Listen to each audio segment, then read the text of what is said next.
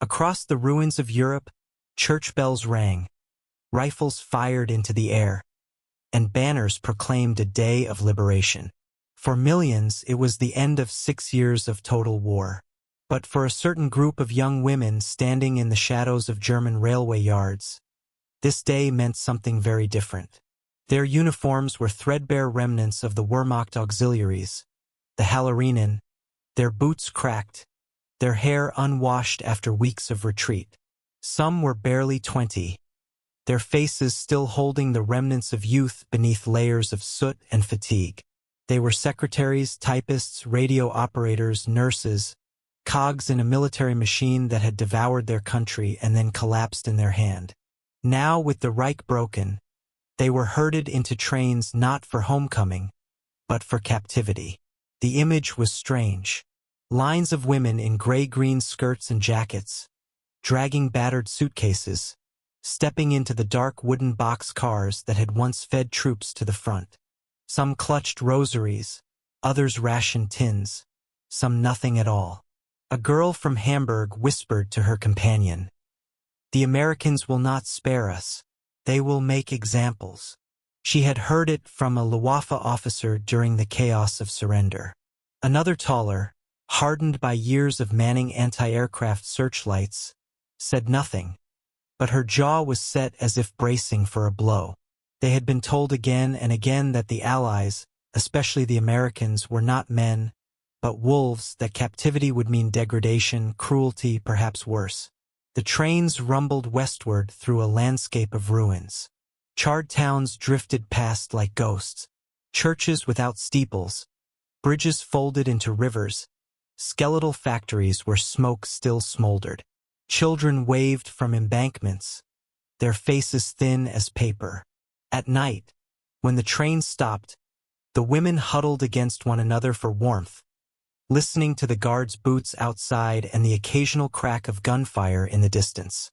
One woman, Anna, a former secretary from Munich, wrote in a small diary she had managed to keep, "We are being taken far. None knows where. My mother will think I am dead. Perhaps I will be." The journey ended not in a German camp, but in the chaos of occupied ports, Bremen, Le Havre, Cherbourg, where ships waited under American flags. The women were marched to the gangways, past soldiers who watched them with expressions they could not read. Some looked curious, others indifferent. The women had expected snarls, insults, blows. Instead, there was order, paperwork, lines. They were counted, tagged, divided into group. Felt more like a strange bureaucracy than vengeance. Still, as the ship's engines groaned to life, and the coastline of Europe shrank, dread settled into their bones. The Atlantic stretched wide and endless, and America, mysterious, distant, a land of myth and enemy caricature, waited on the other side. On board, seasickness gripped many. The bunks were stacked in steel holds, the air thick with salt and diesel. Food was issued on trays, pale bread, slabs of meat, steaming mugs of coffee. The women stared in disbelief. For years they had eaten cabbage stalks, ersatz bread made of sawdust and barley, watery soup ladled from rusted cans. Some hesitated to eat, suspecting poison. Others devoured it, tears rolling down their faces at the taste of real bread. "They feed us like they feed themselves," whispered one, astonished. It was not kindness they expected. It was punishment.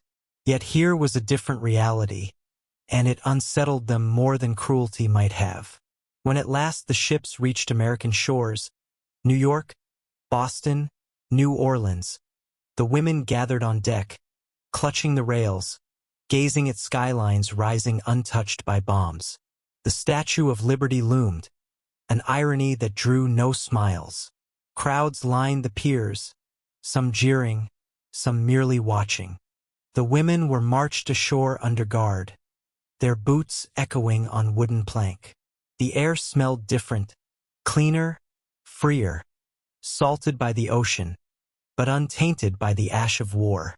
For the first time, Some realized how completely their world had collapsed. Germany was rubble. America was intact, prosperous, alive. Buses and trains carried them inland to camps built across the United States, Fort Oglethorpe in Georgia, Camp Ruston in Louisiana, and dozens more. The roads unfurled before them, flanked by green fields and towns where children rode bicycles and houses gleamed with white porches. To women who had watched their own cities burn under Allied bombs, the sight was almost incomprehensible. They whispered among themselves, "Was this truly the land of the monsters? Could this abundance be real?" The Reich had promised victory and delivered ruins. The enemy they had been taught to hate seemed to live in another universe altogether. At the gates of the camps, their names were recorded, possessions catalogued, uniforms exchanged for plain work closed. But before they could settle, there was one more step. The guards, firm but not brutal, directed them toward a building. Inside, steam hissed and water dripped. It was the delousing station, though the women did not yet know. Their hearts pounded. This could be humiliation, degradation, the cruelty they had been warned about. In the long line, whispers circled. "This is where they will make us suffer." One clutched her suitcase as if it were a shield. Another crossed herself silently. The line moved slowly, and as each woman entered the tiled room, her expectations collided with reality. They were handed bars of soap, real soap, thick, white, heavy in the hand, smelling faintly of flowers. Towels followed, then clean garments. The showers released streams of hot water, washing away months of grime. Some women wept openly, the sound echoing off the tiles. Others laughed nervously, unable to believe it. For the first time in years, they felt clean, their hair free of lice, their skin freed of dirt. It was not humiliation but restoration, and it shook them to the core. Anna wrote again in her diary that night, her handwriting trembling across the page. "We were told we would be beaten, mocked, broken. Instead, we were given soap. How can this be?" She did not yet know that this moment, the simple act of washing, would remain etched in memory longer than the war itself. The women lay in bunks that night, hair still damp from the showers, wrapped in blankets that smelled faintly of starch and cotton. Outside, the American night hummed with crickets, far from the thunder of guns. They whispered to one another, their voices low but urgent, as if sharing a secret too fragile to be spoken aloud. Perhaps the enemy was not what they had been told.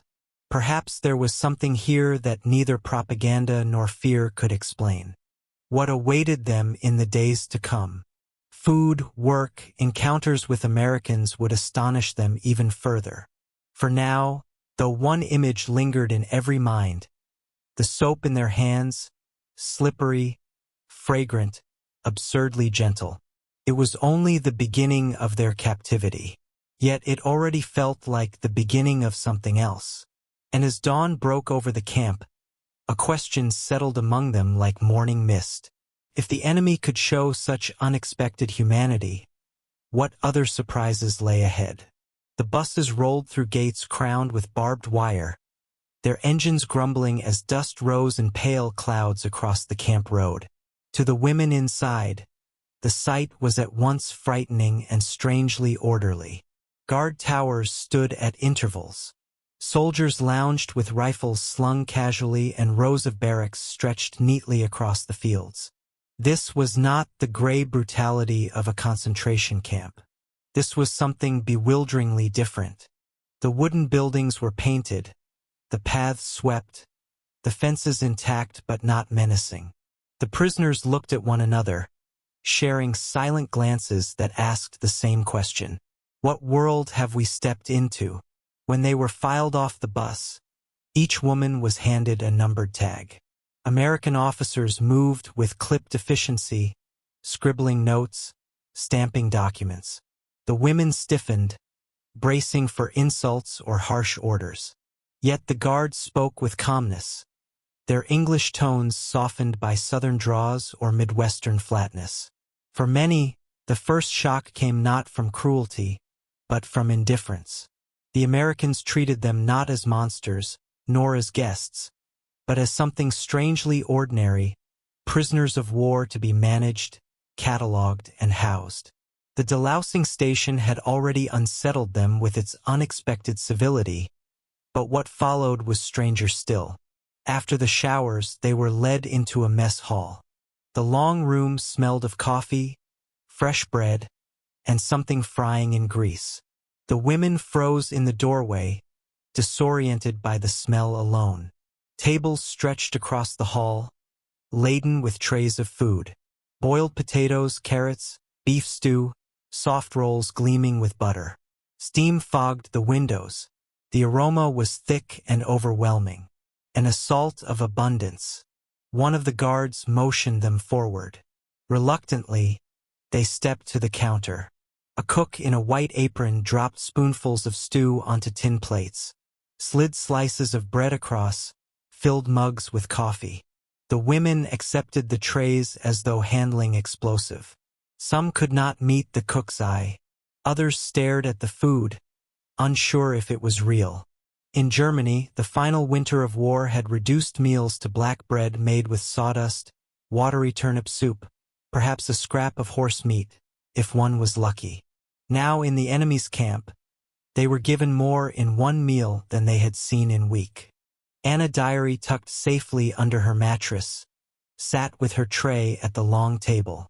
She dipped her spoon into the stew, watching the grease float on top, the chunks of meat glistening.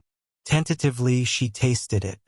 Her eyes widened, and she pressed a hand to her mouth as though ashamed.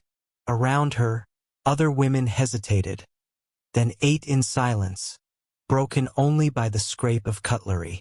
For some, tears slid down their cheeks. One whispered, "My brothers starved in the snow, and here they feed us like this." It was not kindness they had been promised by their own leaders, but humiliation. And yet the humiliation never came. There were no taunts, no jeering. The guards paced slowly up and down, glancing at them with professional detachment. One young soldier, hardly older than the women themselves, even gave a crooked smile as he passed, as if to reassure them. The prisoners were unprepared for such contradictions. They had steeled themselves for cruelty, but this quiet civility was somehow more disturbing. In the days that followed, life in the camp revealed further shock. Each morning they were woken by a bell, issued breakfast, and assigned light duties. Some worked in kitchens, others in fields nearby, some inveries where American uniforms were scrubbed and pressed. They were paid small wages in camp script, currency that could be used to buy items at the canteen. There on wooden shelves lay chocolates, cigarettes, pencils, even lipstick. The women stood before these goods as though at an altar. A bar of chocolate was a miracle, a tube of lipstick unthinkable, and yet here the enemy offered it in exchange for work. The irony was almost cruel. Back in Germany, their families scavenged for scrap. Cities lay in ashes. Children picked through rubble for crust. Letters trickled in from home, if they arrived at all, filled with despair. One woman read aloud by candlelight, "We live in the cellar now, the house above destroyed. We boil weeds for soup. If you have anything, send it." She folded the paper with trembling fingers, knowing she could not send food back, only words. The gulf between their suffering homeland and the strange abundance of the camp widened with each passing day. Some began to feel shame heavier than chains. They were enemies, yet here they were fed, clothed, sheltered. The Reich had demanded their loyalty, sent them to man radios and spotlights, but gave them hunger and ruins in return. America, the sworn enemy, gave them soap and stew. This inversion gnawed at their souls, unspoken but ever present. At night they lay awake, listening to the crickets outside the barracks and wondering what it meant. Not all adjusted easily. A few resisted, refusing to eat, hoarding bread crusts under pillows, convinced the generosity was a trick. Rumors spread that the food might be drugged, that the soap contained some hidden poison. Yet day after day, nothing happened except the quiet routine of camp life. The body fattened, the skin cleared, the lice vanished. Slowly, suspicion yielded to reluctant acceptance. The Americans, too, watched with curiosity. Many guards had never seen German women before, only caricatures in propaganda. They were surprised to find them thin, exhausted, often frightened. Some were barely older than their sisters back home. One guard wrote in a letter, "They are not what we were told. They are girls, and they look at us as if waiting for a blow that never comes." And so the conflict deepened, not one of guns and trenches, but of perception. The women were forced to reconcile the enemy they had imagined with the reality before them. Each bite of bread, each bar of soap, each neutral word from a guard cracked the image they had been taught to believe. The war had ended, but in their minds another battle began. A battle between memory and reality, propaganda and truth. Anna captured it in her diary with painful clarity. To be treated with dignity by those we were told were beasts. It is harder than hatred. Hatred is easy. Dignity is unbearable. Her words spoke for many. The women no longer feared being broken by cruelty. They feared being undone by kindness. One evening after work in the fields, the women were marched back to camp as the sun dipped low, spilling gold across the horizon. The sky was vast, unmarred by smoke, and the air smelled of cut grass. It was a simple scene, yet it weighed on them more than the ruins of their homeland. Here was a land untouched, abundant, alive. The Reich had collapsed into rubble. America stood and scathed, and in that realization, a new unease took root. They had survived the first shock. The soap, the showers, the food.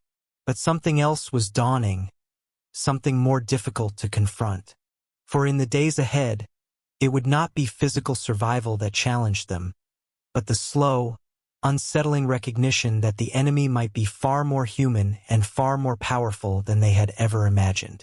The weeks settled into a rhythm, and in that rhythm the women began to lose track of time. Morning bell, breakfast line, work detail, supper, lights out. Yet beneath the surface of routine, a strange transformation stirred. At first they had counted days like prisoners scratching tallies into stone, but gradually the sharp edge of captivity dulled, replaced by a quiet bewilderment.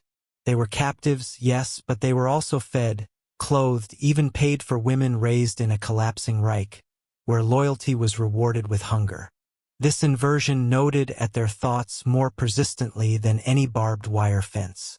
Anna, who had once sat in a Munich office typing orders she never questioned, now worked in the camp laundry.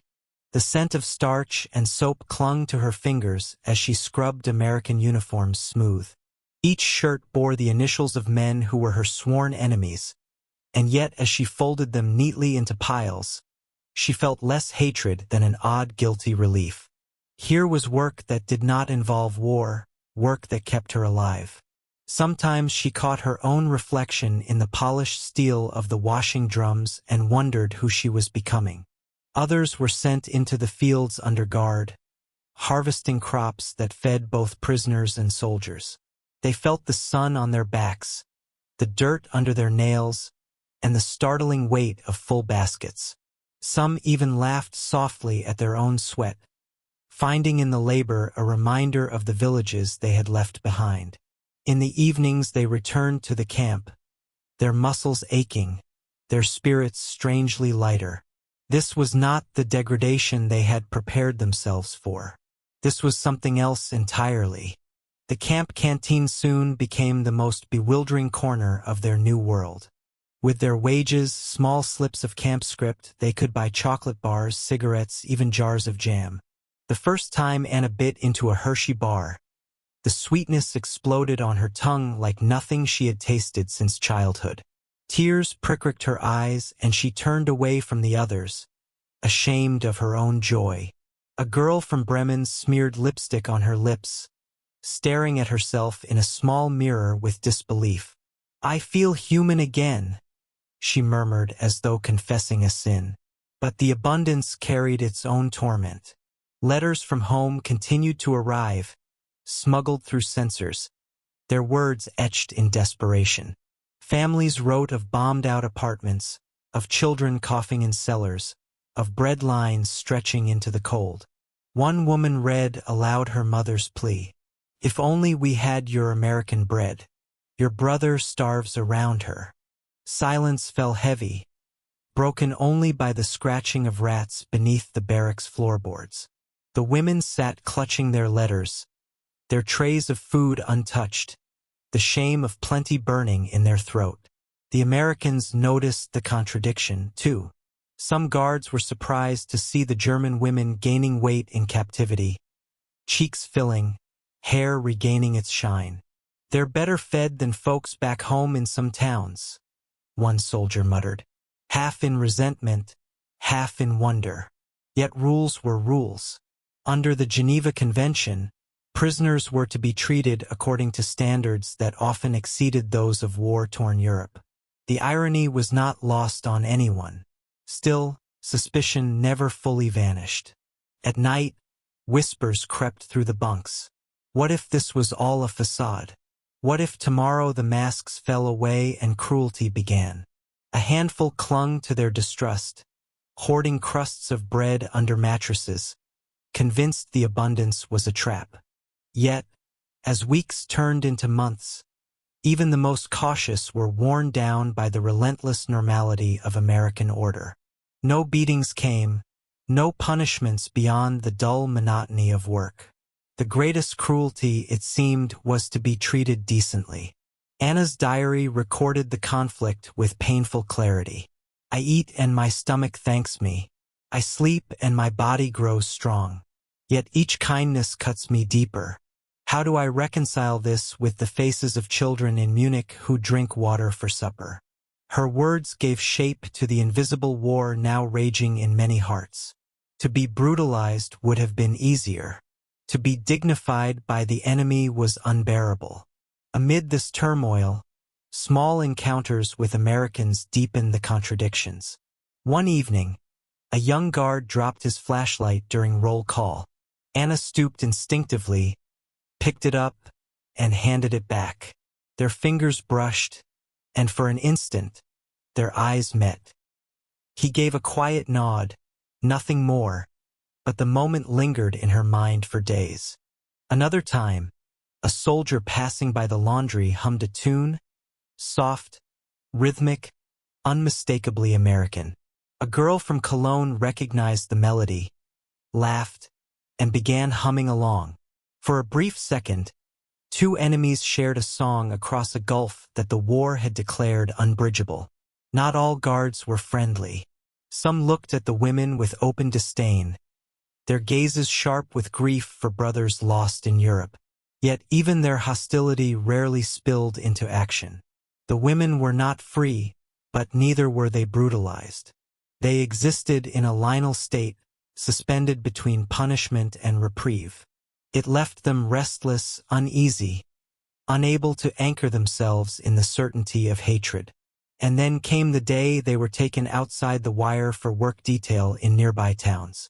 The women rode in trucks through American streets, their eyes wide at shops displaying goods in full windows, children chasing hoops down sidewalks, men reading newspapers on porches untouched by bombs. They smelled the sweetness of bakeries, saw rows of cars gleaming in sunlight, watched movie posters plastered on brick walls. To women whose last memories of Germany were cratered streets and charred ruins, the vision was overwhelming. America was not only intact, it was flourishing. That night, back in camp, the barracks buzzed with whispers. Did you see the cars? The bread? It was white, the houses untouched. For some, the shock of America's abundance was intoxicating. For others, it was unbearable proof of Germany's collapse. The Reich that had promised them empire had left only ruins. The enemy had delivered the world of plenty. It was a truth too large to swallow, too sharp to ignore. The conflict, once external, now turned inward. In their hearts, loyalty battled with reality, pride with gratitude, hatred with reluctant admiration. It was not a clash of armies, but a slow erosion of belief. Each bar of chocolate, each hot shower, each glimpse of an unbroken American street chipped away at the fortress of propaganda. The women began to realize that the Reich had not only lied, it had stolen their vision of the world itself. As the crickets sang outside the wire and the camp lights glowed like pale moons, Anna lay awake staring at the rafters. She thought of her family in Munich, of her mother boiling weeds for supper, of the rubble where her office once stood. She thought too of the American guards' nod, the chocolate melting on her tongue, the clean water streaming down her back. Between these images stretched an abyss she could not yet cross. But in her heart she knew that something within her was shifting, something irreversible. And as another dawn broke over the camp, gilding the barbed wire in gold, the women understood that survival was no longer the only question. The real challenge lay in confronting what their captivity revealed about the enemy, about their homeland, and about themselves. Autumn leaves drifted across the campyard, crisp and golden in the breeze. The season had turned, though time inside the wire felt strangely fluid, its passage marked less by calendars than by the rhythm of meals, work, and letters from home. Yet beneath the routine, something profound had taken root. For months the women had lived with the shock of survival in America, their days filled with soap, bread, and baffling civility. But now came the harder reckoning, what all of this meant for who they had been and who they might become. Anna sat on the barack steps one evening, diary balanced on her knees. She wrote by the fading light, her words sharper than before, as though she could no longer contain the conflict churning within. I have eaten more in captivity than in all the winters of the Reich. I have slept without fear of bombs, and yet my heart is not at peace. What kind of world is it where the enemy shows more dignity than our own? Her handwriting trembled. She paused, hearing laughter from a nearby group of women. They were trading pieces of candy, teasing one another about lipstick shades, voices bright as though the war had never touched them. Anna envied them, but she could not join them. Her loyalty to her broken homeland weighed too heavily, even as it slipped through her fingers. The Americans, for their part, grew accustomed to their unlikely prisoners. Some guards stopped seeing them as symbols of an enemy regime and began to recognize them as individuals, frail, stubborn, bewildered, sometimes even charming in their awkward English attempts. A few guards shared cigarettes, passing them silently across the wire, a gesture more human than political. But for every act of quiet kindness, there remained a distance. These were still the enemy, still prisoners, still reminders of lives lost overseas. The camp was never free of tension, only softened by routine. It was outside the wire, however, that the greatest revelations came. More frequently now, women were sent into American towns for labor under escort, but with more freedom than they had imagined possible. They picked cotton in fields, worked in canneries, or tidied municipal parks. Townsfolk watched them with curiosity, sometimes cold, sometimes warm, sometimes indifferent. Children gawked openly, pointing at the German girls, while shopkeepers peered from doorways. Yet what struck the women most was not hostility but normally. American life flowed unbroken. Cinemas lit their mares. Grocery stores displayed overflowing shelves. Radios blared jazz and baseball scores. For women from cities where rubble had replaced boulevards, the sight was almost unbearable. One day, after hours of harvesting, Anna's group was given lunch in a church hall by local volunteers. The tables groaned with sandwiches, fruit, pies. The women hesitated, hands hovering as if afraid the food might vanish. An elderly American woman, flour dusting her apron, urged them gently, "Eat, eat." Anna bit into an apple, crisp and sweet, and nearly wept. She had not tasted fruit since 1942. Across the table, another prisoner whispered, "This is paradise." But Anna only stared at the apple's white flesh. Hearing her mother's voice in memory, "Save the peel for soup," the contrast nearly broke her. At night, back in the barracks, conversations grew heavier. They spoke of home, of families surviving in cellars, of children barefoot in the snow, of brothers lost to the Eastern Front. Some began to admit aloud what had long been unspeakable, that perhaps their nation had lied to them, had sacrificed them not for glory, but for destruction. "We were taught they were beasts," murmured one woman, staring into her blanket. "But who are the beasts now? Those who bombed our homes or those who built this world of plenty?" No one answered. Silence carried more weight than words. Yet guilt was not the only burden. Gratitude too unsettled them. They were prisoners, but they were alive, clean, fed. They had expected to be stripped of dignity. Yet they had been given more than they dared imagine. The soap, the showers, the chocolate, all were tokens of something larger, something harder to name. Was it mercy? Was it hypocrisy? Or was it simply that the Americans lived by rules the Reich had long abandoned? Each woman wrestled with the questions alone, unable to resolve them, but unable to turn away. Anna's diary grew into a confession of this turmoil. It would be easier to hate. Hatred is a fortress, keeps the world out. But what they give us, bread, soap, music, it slips past the walls. It demands we see them as human. And if they are human, then what becomes of all the blood, all the ruins, all the lies we swallowed? She closed the book one evening, unable to write more, her chest tight with something like betrayal. The guards too sensed the shift. They watched their prisoners laugh at American films shown in makeshift camp cinemas, saw them sing along clumsily but earnestly to songs on the radio. It was disarming, unsettling. One sergeant remarked to another, "You'd forget for a minute they were the enemy if you didn't look at the uniforms." The comment carried a warning as much as wonder. War had demanded clear lines. Life blurred them.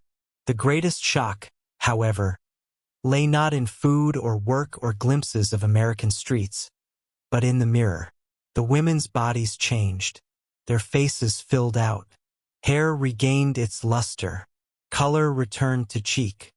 Some even looked younger, as though captivity had peeled away years of war. To see themselves restored in this way was almost unbearable. It forced them to recognize how deeply the Reich had failed them. The enemy had made them healthy. Their own nation had made them starve. It was not just a revelation, but an indictment. And yet, even as they adjusted, even as laughter returned, an unease hung over everything, for they knew captivity could not last forever. One day they would be sent home to Germany, to rubble, to families waiting in despair. The thought of leaving abundance for hunger again, of trading soap for soot, filled them with dread. More than one whispered at night, "I am afraid to go back." It was treasonous to admit, but true. As winter neared, rumors spread of impending transfers, of repatriation, of journeys eastward. The whispers filled the barracks with unease. What awaited them in the ruins of their homeland? Would their families even recognize them, well-fed, clean, cheeks glowing with the health of captivity?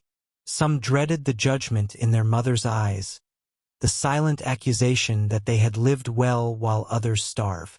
Anna, staring once more at her diary, wrote the words she had never dared before. "I fear leaving more than I feared arriving." The confession chilled her, but it was honest. For the enemy's greatest weapon had not been guns or bombs. It had been soap, food, and dignity. And those things had done what hatred could not. They had changed her. One morning, as frost laced the camp fences, the announcement came. A transport would depart soon. The women crowded together, hearts pounding, eyes wide with questions they could not voice. To return meant facing hunger, ruins, and the ghosts of all they had believed. To stay meant captivity but also life. The guards read the names from a list, their voices flat. But to the women, every syllable landed like a thunderclap. And as Anna heard her name called, as she stepped forward into the cold morning light, she realized the true conflict was no longer between nations. It was inside her, in the space where hatred had once lived and where something new, fragile, dangerous, undeniable had begun to.